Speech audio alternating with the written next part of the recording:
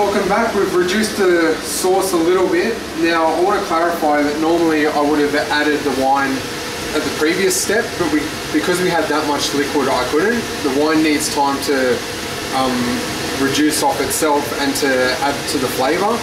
So we're just going to add some of that now. Now this is Shiraz. I normally recommend either a Shiraz or a Cab Sav in there. You don't need anything really expensive, but I find if you use a Cab Merlot or a Pinot, any of the softer, less bodied red wines, it's not going to add as much flavour. So adding wine to sauce is pretty much a guesstimation. So for this much, maybe a little bit more, about that. You don't want to add too little wine because then you obviously won't get the flavour, but if you add too much wine, you take away from the natural flavour of the tomatoes. So as you can see right here, this is the colour of the sauce originally. So we haven't changed it too much by adding the red wine, but there's a definite difference. What we're also going to add is some olives. Now these aren't necessary in a lasagna, but I love olives, and so does my wife. And they add a bit of saltiness and just give it a bit of extra flavour. Now you've probably noticed I haven't added much salt, and that's because we've got anchovies, we've got bacon, sorry about that, and we've got olives.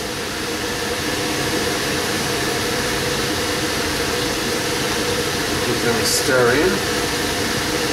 Now you're probably wondering why so many ingredients. A lot of people think a lasagna is just a matter of meat, tomatoes, that's it.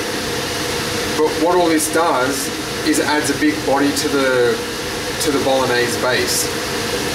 Because what you'll find is without stuff like the anchovies or the olives, the things that add saltiness and flavour, you get a bland lasagna, and you find you keep adding and adding salt and pepper, but you never really get anywhere. It still tastes watery, it still tastes weak. All these things that I've put in today, minus the bacon and the olives, you don't need them, but the anchovies especially will give you that base, so you don't need to keep adding salt. Now, normally you can see there's a lot of liquid still in here. Normally I'd let that reduce down a lot more if I was making a bolognese or if I was making meatballs. But because I'm using this for a lasagna, we need it fairly saucy.